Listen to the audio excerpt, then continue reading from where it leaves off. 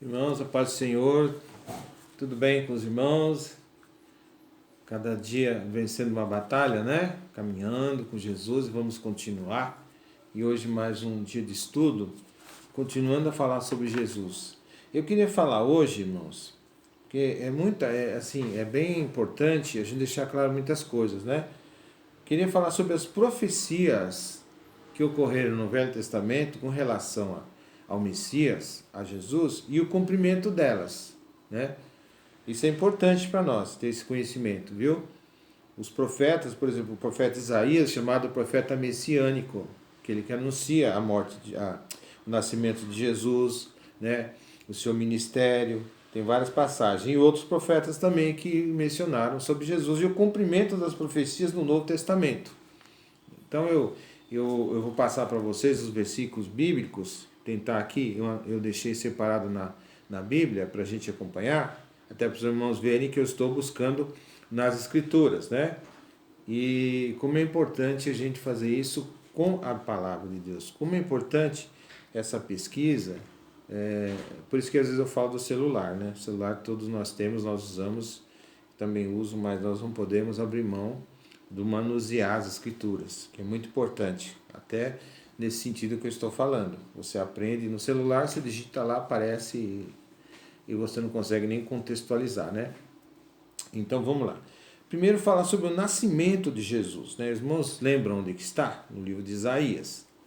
É o profeta messiânico, está no capítulo 9, versículos 6 e 7, que diz assim, um texto bem conhecido: porque um menino nos nasceu, um filho se nos deu, o governo está sobre os seus ombros, e o seu nome será maravilhoso conselheiro, Deus forte, Pai da eternidade, príncipe da paz.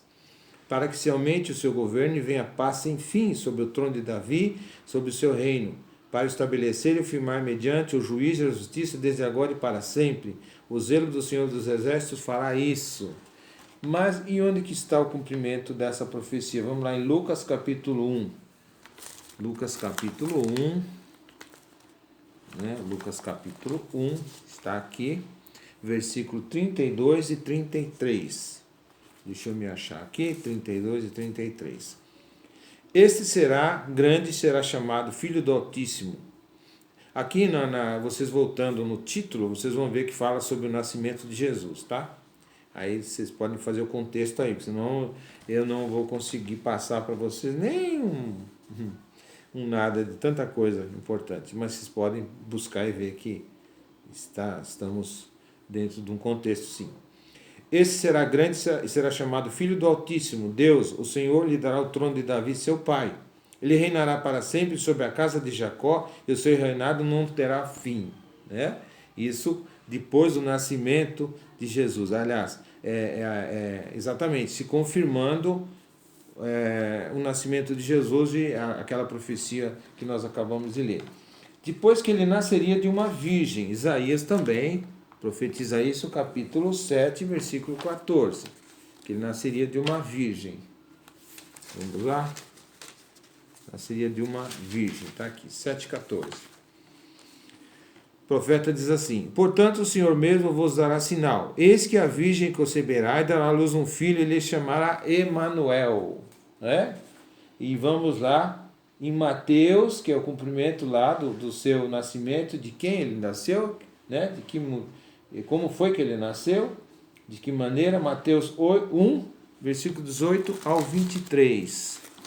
Nascimento, peraí, vamos lá, Mateus 1, do 18 ao 23. Aqui, Mateus 1. Mateus 1, do 18 ao 23. Ok? 18 ao 23. Diz assim: ora, o nascimento de Jesus Cristo foi assim. Estando Maria, sua mãe, desposada com José, sem que tivessem antes coabitado, achou-se grávida pelo Espírito Santo. Eles não estão entendendo, né? Mas José, seu esposo, sendo justo e não a querendo infamar, resolveu deixá-la secretamente. Enquanto ponderava nessas coisas, eis que lhe apareceu um sonho, um anjo do Senhor, dizendo: José, filho de Davi, não temas receber Maria, tua mulher, porque o que nela foi gerado é do Espírito Santo. e dará à luz um filho, e lhe porás o nome de Jesus, porque ele salvará o seu povo dos pecados deles. Ora, tudo isso aconteceu para que se cumprisse o que fora dito para que se cumprisse o que fora dito pelo Senhor por intermédio do profeta. 2 pontos. Eis que a virgem conceberá e dará à luz um filho, e ele será chamado pelo nome de Emanuel, que quer dizer Deus conosco. Amém? Continuando, que nasceria em Miqueias.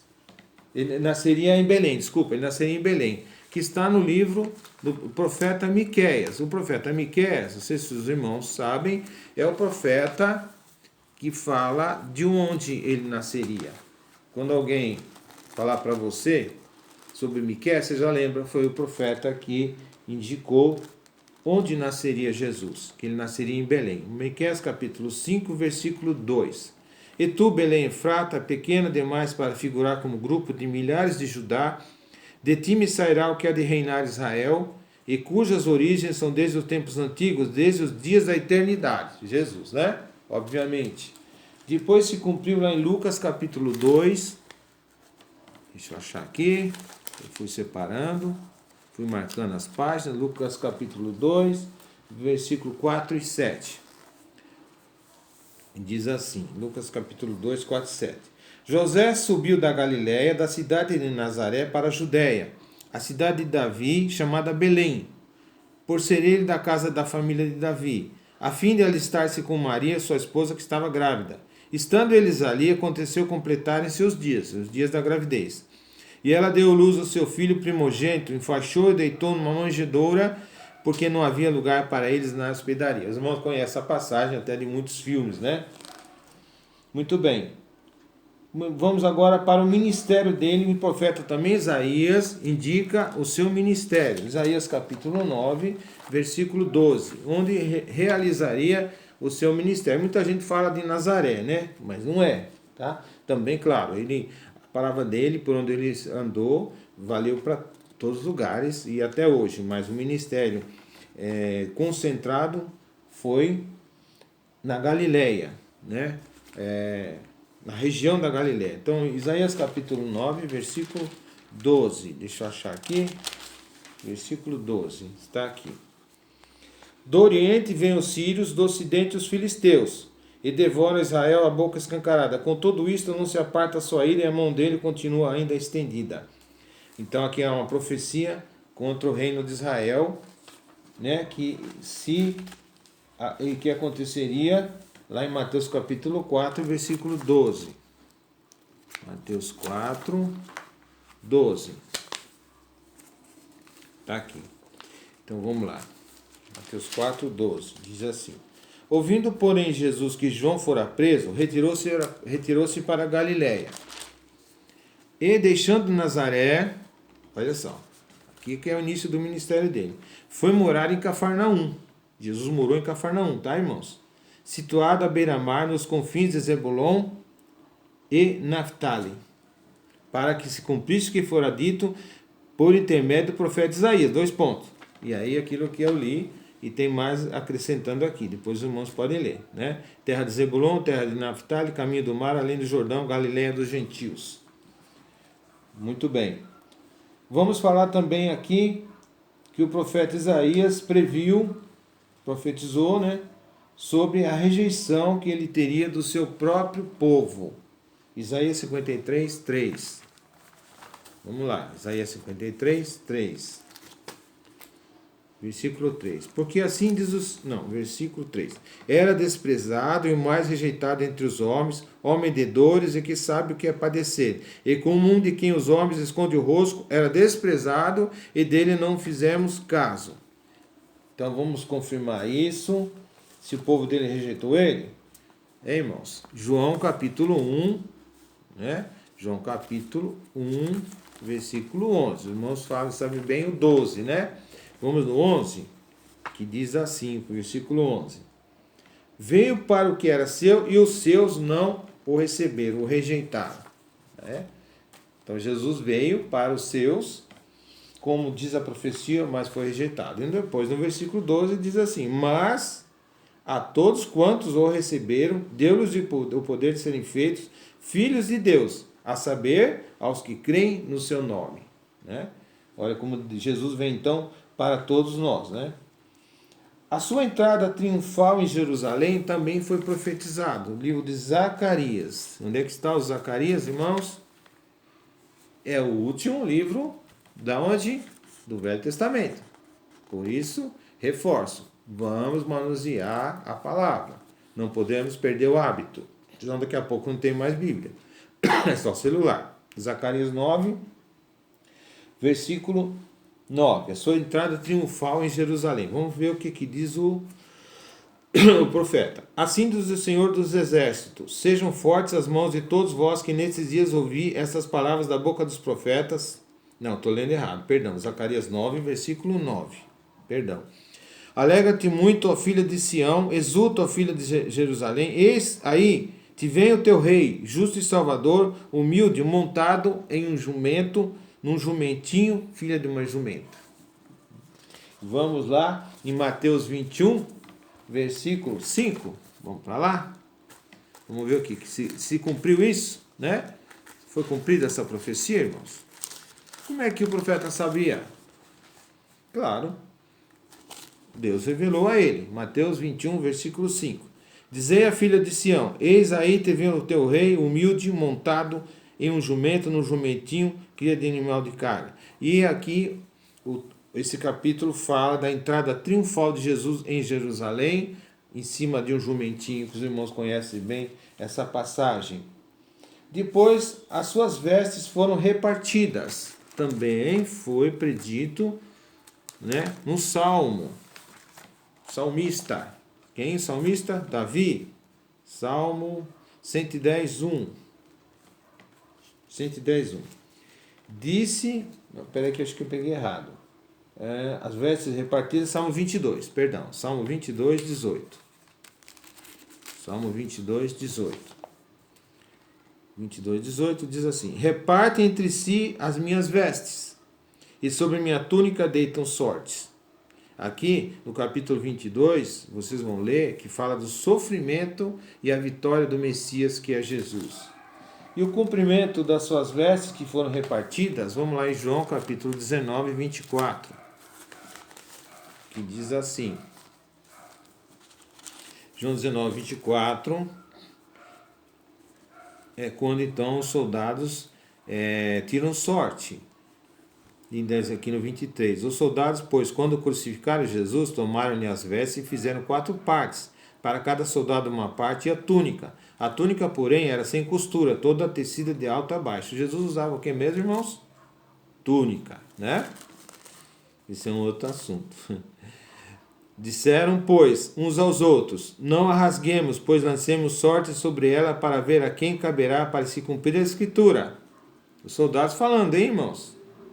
Repartiram entre si as minhas vestes, e sobre minha túnica lançaram sortes. Assim, pois, o fizeram os soldados. Os soldados tinham conhecimento da profecia e mesmo assim fizeram. Olha que abuso, que afronta.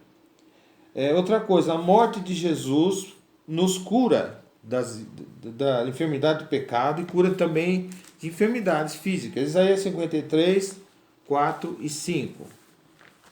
Isaías 53, profeta Isaías, versículo 4. Certamente ele tomou sobre si as nossas enfermidades e as nossas dores levou sobre si. Irmãos, aqui quando fala de enfermidades é um sentido amplo, porque fala de dores e enfermidades. Fala de pecado e fala também de doenças. Olha, certamente ele tomou sobre si as nossas enfermidades, as nossas dores levou sobre si. E nós o reputávamos por aflito, ferido de Deus e oprimido. Mas ele foi transpassado pelas nossas transgressões e moído pelas nossas iniquidades. O castigo que nos traz a paz estava sobre ele, e pelas suas pisaduras fomos sarados. Glória a Deus, né? Então, onde se cumpriu? Vamos lá em Mateus 8, Novo Testamento, o cumprimento da profecia. Será mesmo? Vamos ver. Mateus 8, do 14 ao 17. Diz assim: sobre a cura da sogra de Pedro, que os irmãos conhecem o texto, né? Tendo Jesus chegado à casa de Pedro, viu a sogra deste acamada e ardendo em febre. sogra. Então Pedro era casado. Ok, irmãos? Em outro momento a gente fala sobre isso. Tem pessoas que falam que Pedro não era casado e ele foi o primeiro papa, né? Papa não casa. Mas Jesus tomou pela mão e a febre a deixou. Ela se levantou e passou a servi-lo. Chegada a tarde, trouxeram-lhe muitos endemoniados, e ele, meramente com a palavra, expeliu os espíritos e curou todos os que estavam doentes. Aí o 17, para que se cumprisse o que fora dito por intermédio do profeta Isaías. Ele mesmo tomou as nossas enfermidades, tá vendo? De doença, e carregou as nossas doenças. O cumprimento da profecia do profeta Isaías. E, por último aqui, a sua morte e ressurreição no Salmo, deixa eu achar aqui, o Salmo 110, 110:1, né? O Salmo 22, espera um pouquinho só, que eu pulei aqui, o Salmo 22:1, diz assim: Deus meu, Jesus falando lá na cruz, por que me desamparastes? Porque se acham longe de mim meu salvamento, as palavras do meu bramido. E o Salmo 110:1 diz assim: Disse o Senhor ao meu Senhor. Então fala da morte e da ressurreição. Assenta-te à minha direita, até que eu ponha os teus inimigos debaixo dos teus pés. Quer dizer, o Senhor falando com o Messias Jesus, assentar-se no céu, porque ele ressuscitou e está com Deus lá. E vamos lá no cumprimento em Mateus 27, 27, versículo 46, que diz o seguinte. Versículo 46. Por volta da hora nona, clamou Jesus em alta voz, dizendo: Eli, Eli, lema sabachthani, que quer dizer: Deus meu, por que me desamparaste? O profeta lá atrás falou exatamente as palavras que Jesus iria proferir na cruz. E em Mateus 28, diz assim: então, a morte e a ressurreição. No findar do sábado, ao entrar o primeiro dia da semana, Maria Madalena e outra Maria foram ver o sepulcro. Jesus já estava sepultado. E eis que houve um grande terremoto, porque um anjo do Senhor desceu do céu, chegou-se e removeu a pedra e assentou-se sobre ela. O seu aspecto era como um relâmpago, e a sua veste alva como a neve. E os guardas tremeram espavoridos e ficaram como se estivessem mortos. Mas o anjo, dirigindo-se às mulheres, disse: Não temais, porque sei que buscais Jesus que foi crucificado. Ele não está mais aqui. Ressuscitou como havia dito. Vinde ver onde ele jazia. Aí eles foram até lá, ele mostrou, né, o lugar vazio. E Jesus então aparece no versículo 9. Eis que Jesus veio ao encontro delas e disse: Salve! E elas, aproximando-se, abraçaram os pés e o adoraram. Então Jesus lhe disse: Não temais, ide avisar meus irmãos que se dirijam a Galiléia e lá me verão. Jesus ressurreto. Amém, irmãos? Então, as principais profecias que eu separei para passar para os irmãos e o cumprimento delas. Profecias no Velho Testamento, né, onde ninguém conhecia Jesus, ele não se manifestava ainda na terra como homem, e era um plano de Deus para a humanidade nos salvar através de seu Filho. Jesus era Deus, já existia nos céus, mas ainda não tinha se manifestado. Mas os profetas, homens, usados pelo Espírito Santo, como nós aprendemos que a atuação do Espírito Santo no Velho Testamento ela era específica para algumas pessoas com um propósito. E esses profetas foram usados pelo Espírito Santo para manifestar as obras de Deus, o plano de Deus, do Messias, de Jesus Cristo, seu Filho, que reinaria entre nós, que morreria por nossos pecados, ressuscitaria e daria para nós a certeza de uma vida eterna. Glória a Deus, em nome de Jesus. Irmãos, Deus abençoe a todos, estejam cada um nas suas casas aí, buscando a Deus cada dia mais. Estamos voltando nos cultos aos poucos. O culto de ceia foi uma bênção, em Mauá, São Caetano, foi maravilhoso. Estamos muito felizes por isso e logo estaremos todos juntos aí com mais força. Em nome de Jesus. Deus abençoe a todos. Amém.